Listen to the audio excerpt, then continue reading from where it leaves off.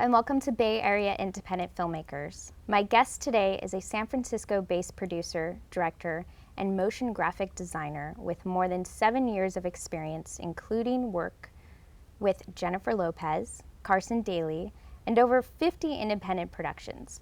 His featured film, Josephine Doe, just had its world premiere in the San Francisco Cinequest Film Festival. Please welcome Daniel Denegre. Hello. Denegre. Denegre. Got it. Thank you for joining us today. Tell me a little bit about yourself, where you grew up, and what got you into the business. Wow, from birth to now? Is that Yeah. okay. As much detail as you want to unveil. Sure. So, I guess I could start. I grew up in Ohio, and I started off actually going into electrical engineering. And when I discovered that I would not be building cool robots that would blow up stuff, but probably working on circuit boards or something in an industrial building, I decided to go to film school near Los Angeles at Brooks Institute, which is in Ventura, California. Okay. So made a lot of good friends there. It was a 3-year program, year-round, super hands-on. And that was where I had an idea of what I liked about movies just from watching them, kind of as we all do, like, growing up. And as I was there, I found a real love for producing and elements of writing and directing, and just really, we made short film after short film after short film in film school, and I really fell in love with it a lot more there. And so getting into the business after that was a matter of, going out after graduation, applying to internships, getting jobs. And then up until now, after leaving some of the studio-based work or Hollywood production-based work, going independent and doing my own thing, freelance work to working for smaller production companies, which I enjoy a bit more autonomy with that, and creative control, which is really enjoyable. And then I've been up here in the Bay Area for the past 3 years, which has been, I love San Francisco, so it's been pretty rad. Awesome. And what made you come to San Francisco versus LA or New York or, those other bigger cities that do more production? Certainly part of the move up here was for a special lady who is now my wife. But also I was working with a lot of good friends down there and doing a lot of freelance work, everything from brand videos to like a small web series, things like that. But I visited San Francisco several times and really loved the city. And the community here is really tight-knit. As you know, like everybody knows each other. It's really cool. And a small place to kind of have a bit more, creative control. There's a little bit less competition, which makes it nicer to kind of do some of the work that I'm doing now at my production company that I work for, 2020 Productions. And so it's just a great area. I love the city, and it was also just a nice change from Los Angeles. So I've loved being here for 3 years, and then my wife and I talk about, here or back to LA or somewhere else newer. So we're always exploring new options, but we love the city. It's fantastic. Awesome. And 2020 Productions, tell me a little bit about that company and how you got that job. I got that job by applying. Well, So, 2020 Productions, we produce brand videos, marketing videos. We do mini docs, some corporate testimonials, that kind of thing. So a wide spectrum of video production. And another part of the company produces events as well. So I'm the head of video production there, so I'm in charge of everything. It's basically functions kind of like a creative agency. Clients come in, in the sense that they have an idea or an exact video that they want to produce, and so I'm in charge of making sure that that executes all the way from beginning to end, and we fit, we're within the scope for budget, yada, yada, yada. But it's a lot of fun. I get to do, I basically get to help them find the right message and the right avenue for what they want to talk about or how they want to sell their product, and translate a lot of ideas that companies or individuals or startups have into videos for their product or service or whatever. And doing that is a lot of fun, whether it's motion graphics, shooting a live action, more commercial type video, or doing something more straightforward. There's a lot of fun that I have getting to drive a lot of that and direct a lot of that. And so that's been a real joy working for that company. So it's a lot of fun. Awesome. Congrats by landing that job. Yeah, thank you. Sounds great. It's fun. And what do you like about filmmaking? Do you like the writing process? Do you like the filming process? What is it about filmmaking that brings you in? So filmmaking, and it's interesting, I grew up loving movies, and now even TV shows are kind of have a draw in the, they're so good now. But when you want to talk about just going on in either medium, going on a ride with either really interesting characters or, for me personally, getting taken into a world that is either very personal and intimate or grand in scale, just something I wouldn't have imagined or thought of or felt on my own, and being transported to that is one of my just favorite things to experience. So I love recreating that, you know, either with a new original story or a new set of characters that are up to just something dark and interesting, or just a group of characters, or just a story that takes you somewhere else, and really can spark, if this is kind of my favorite, you know, everything from like a James Cameron film to maybe Breaking Bad, but like stuff that is both visceral and intellectually satisfying while also being like adrenal and, you know, kind of gets you really going, and a film or show that really fires on those cylinders, like that experience I want to create for people because I find it just so enjoyable. And there's a number of movies that do that for me, but that's the experience that I just want, you know, the awe and wonder and intensity of some stories out there are just have so much gravity, and I just want to create that experience again and again. So it's kind of addicted to that. And what are those types of movies that have influenced that does that for you since you've grown up? My stock answer has always been The Thing, John Carpenter's The Thing from the 80s, which is like with Kurt Russell, right? Kurt Russell, yeah, Yes, the scientist I up in love Antarctica. that one. Yes. And that is just like a masterpiece of like suspense and terror and paranoia, and just what a wild idea to have this thing that turns into other people, and like what do you do with that as a person? And you know, I mean, another recent movie I saw was something like We Need to Talk About Kevin, the Lynn Ramsey film, that is like non-chronological. It's just pieces of her mind, but it really takes you through some, and this is again getting into like a different world where I would not understand the way a mother would process this relationship with her son, but Lynn Ramsey just takes pieces out of time and just places you inside of the mother's head and how she's dealing with her. You're basically watching her mind deteriorate, and she's trying to wrangle this thing that she can't wrangle, which is her son.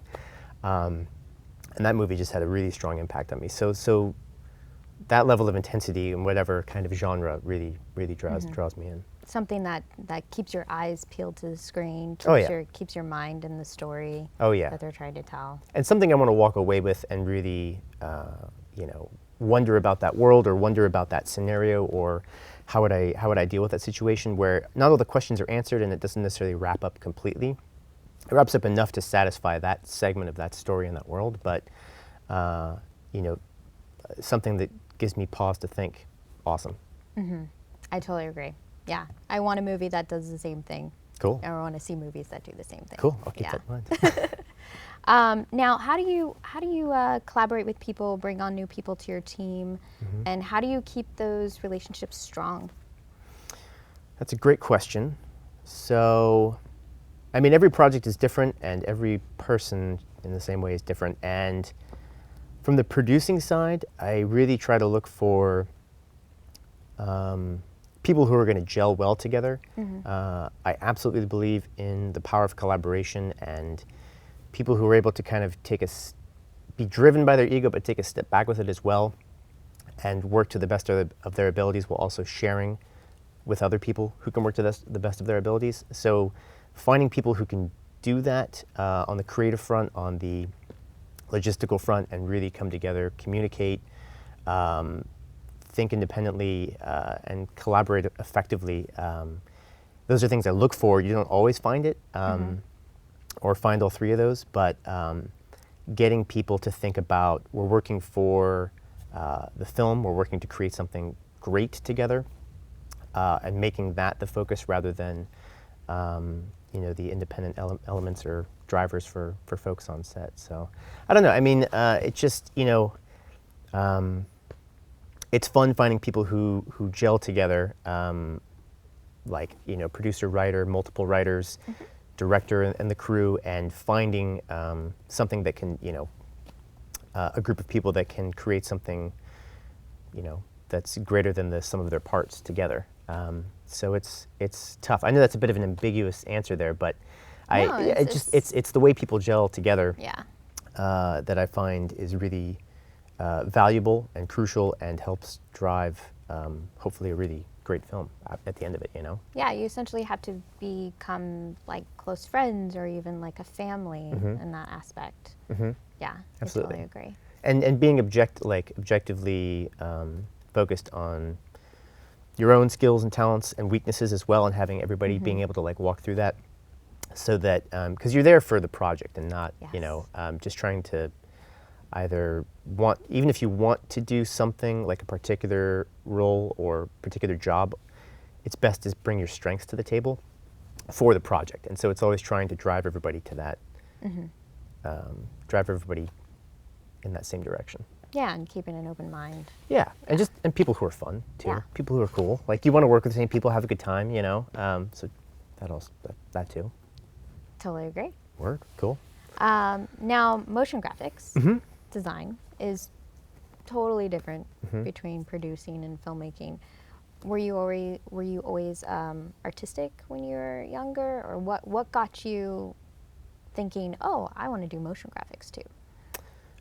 It was born out of a need to complete a short film from several years ago. So I had at the most done like some illustrations of just whatever growing up, just, you know, random sketches on like the sketchpad, but I had never thought about becoming like a motion graphic designer or artist or anything like that. But I had a short film and there was an intro to it that I needed to complete, and it was like a 20-minute dark fantasy film, and I really wanted to do this cool opening, almost comic book style, but just like a motion graphic intro. And I was looking at 3D, CG, I was looking at, you know, we shot like kind of a mashup of matte paintings and live action, and I was trying to find a way to, the prologue for the film essentially. And nothing was working, and I had like $0 left. So I taught myself After Effects and Illustrator and just started putting together the pieces I needed to complete that intro. And I wound up hiring a matte painter because I couldn't do the illustrations well enough on my own. I think there were 2 different artists that worked on it, but I took their artwork. They did sort of like a backdrop painting, and then I created like a lot of foreground elements and created like a 3D, like almost diorama type scene, but animated within it. And like, so you'd have some like a camera flying through a cave, but it was all 2D illustrations, but I'd add like fog that was moving. And so I just taught myself how to like put those elements in the 3D scene. This is all inside of After Effects, and do that. And then it took me a really long time to do, because I started with like, I don't even know what a keyframe is, to completing that whole thing. And after that, randomly a friend called and was looking to do a marketing video for his company, and I went, well, I do know how to do this thing. And so I did kind of a short little video for him that was your kind of classic 2D, nice clean motion graphics, and with some basic animations about here's our company and our service and what we do, and you know, with like little winkly dinky music and whatever. Yeah. And so I did that, and then that's when it dawned on me that I could maybe take this as a way to work, you know, freelance style. So I just needed to do it, and so I taught myself how to work After Effects. It's been fun. It's a really fun program, so I love it. That's awesome. I kind of geek out on it. Like, Yeah. anything I can work on in After Effects, I'm like, let's do it. So, yeah. And so you self-taught yourself through online mediums?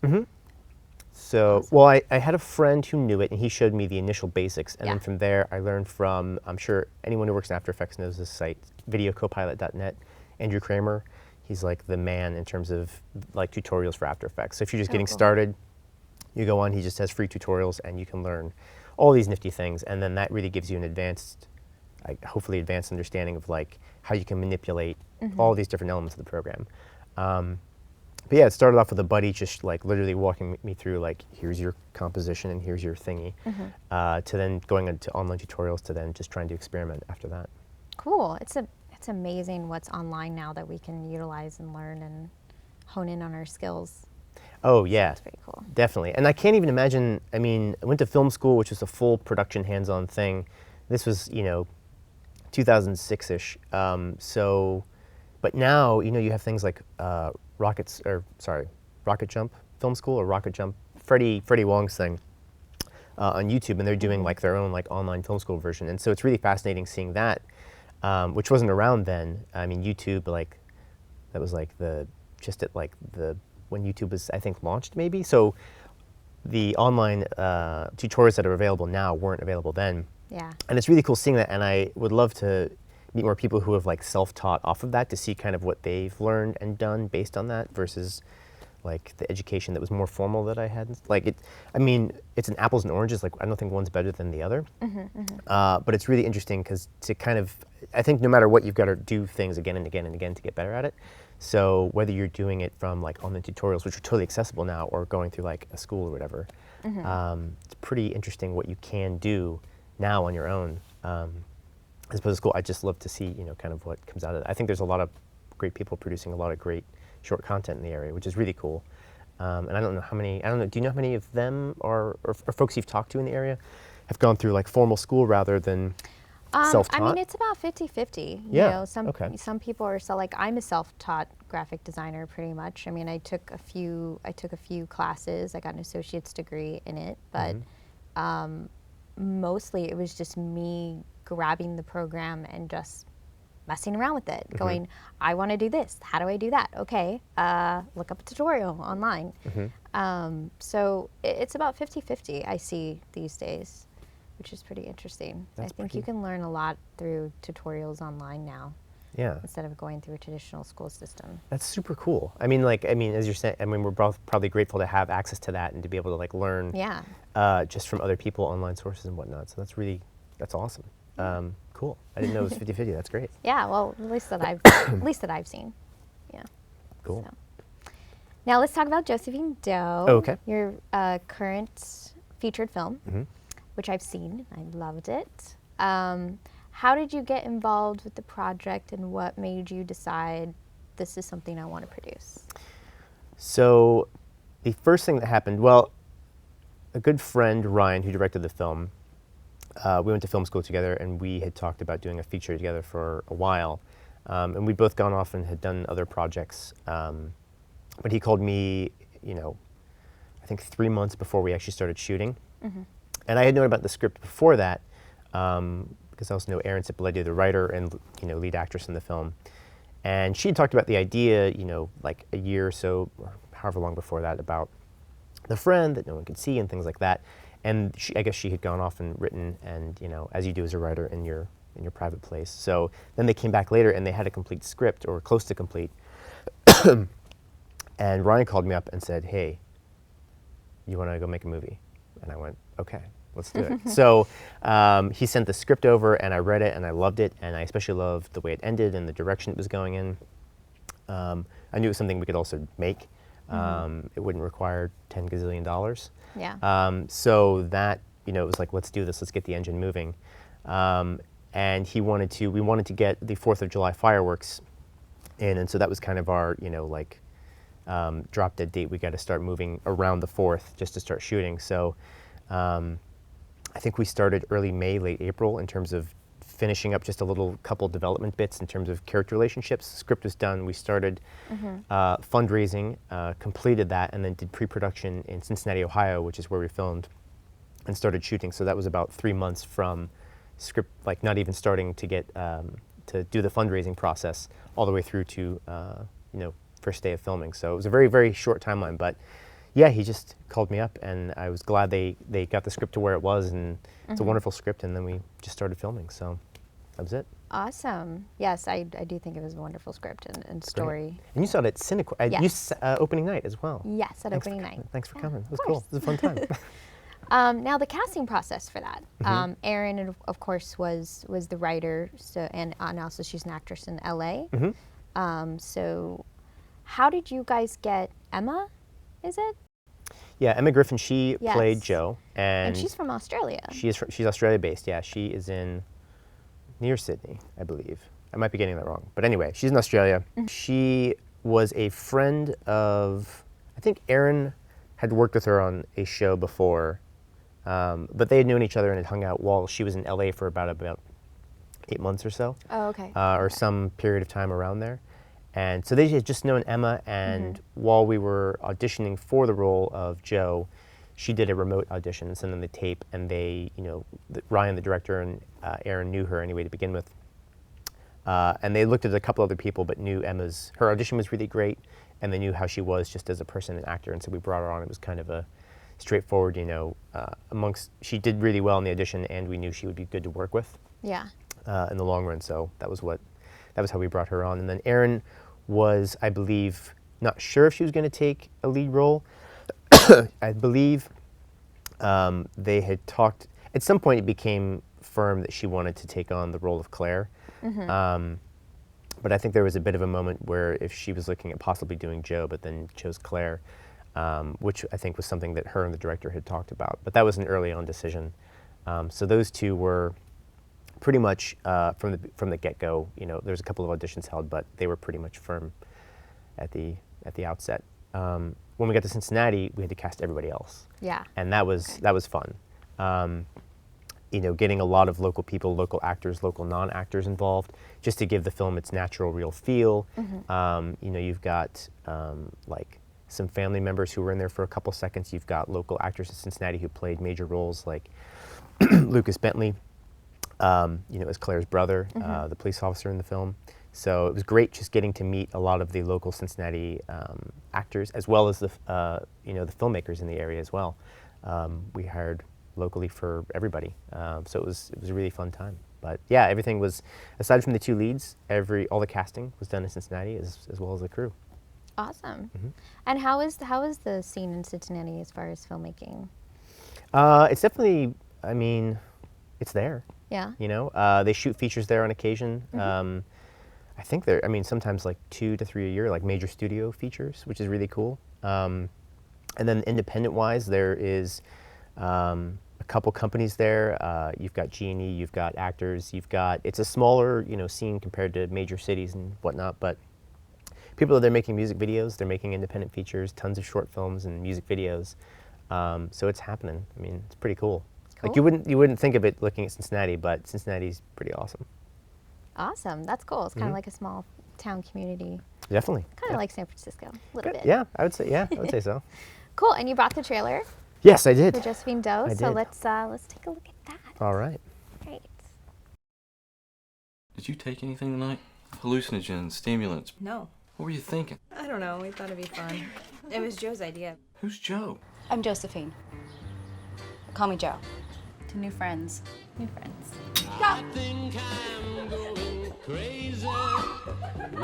Do you have something you want to pursue? No? Should I? I've never been anywhere. Not even on a road trip? No. Let's go. Has it not crossed your mind that you might be dangerous?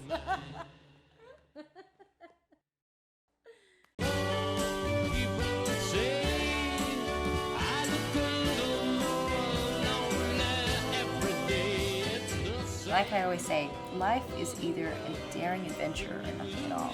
You always say that? Yeah, no. Claire, who is Joe? Her. Are you saying somebody's sitting next to you right now?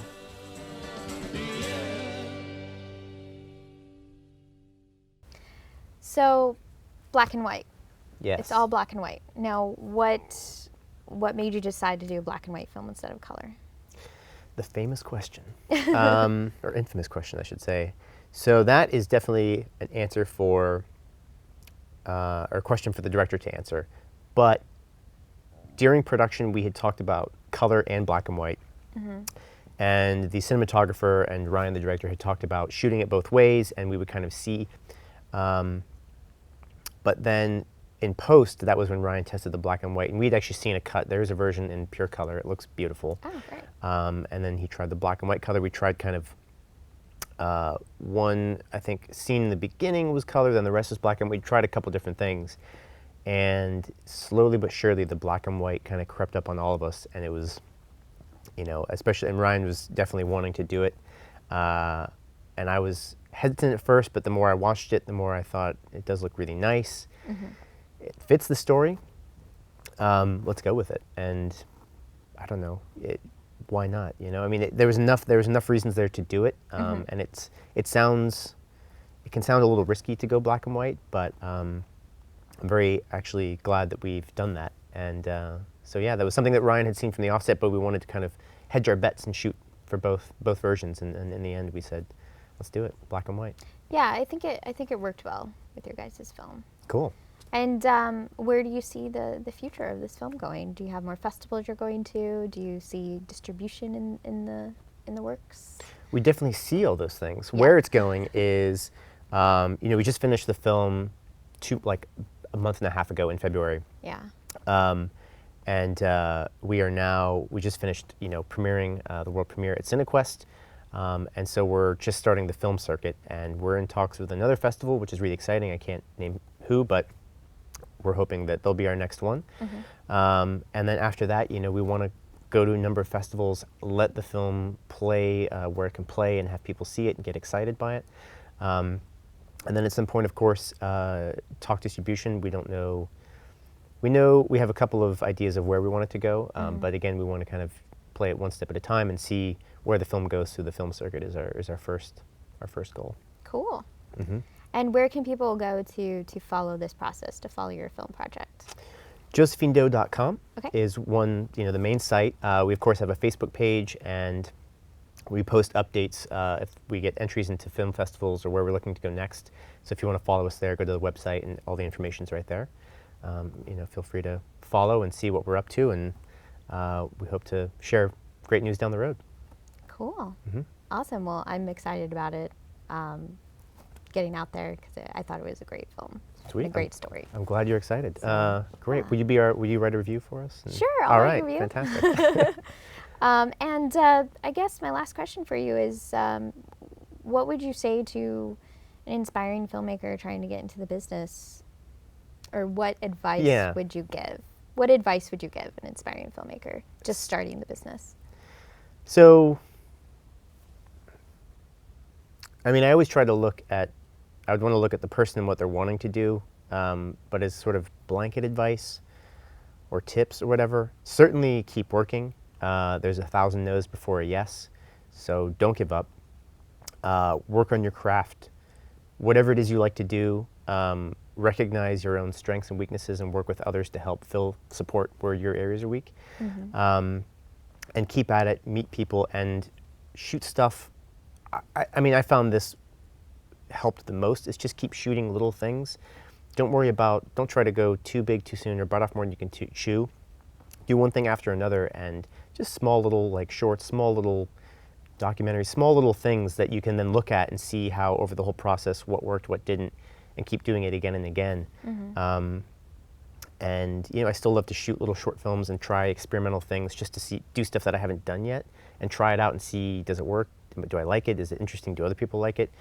And that repetition and experimentation and trial and error will take you to places you didn't expect, and you'll meet people that you didn't expect to meet, and wonderful things can happen. So never give up and keep at it and just keep making things. I don't know. I know that's sort of a loose statement, but it's effective, Yeah. Just keep at it. I mean, don't put all your eggs in one basket on one thing, just little things after another really, really, really help. Cool. Great advice. I think that's great advice. I'm glad you think so. Well, thank you so much for Thank coming you. on the show and talking about your featured film and the progress that you have made as a filmmaker. It's very inspiring. And I hope to have you back for any future projects. I would be happy to come back. Thanks for having me on. This has been wonderful. Cool. Cool. Thanks, Thank you. Connie.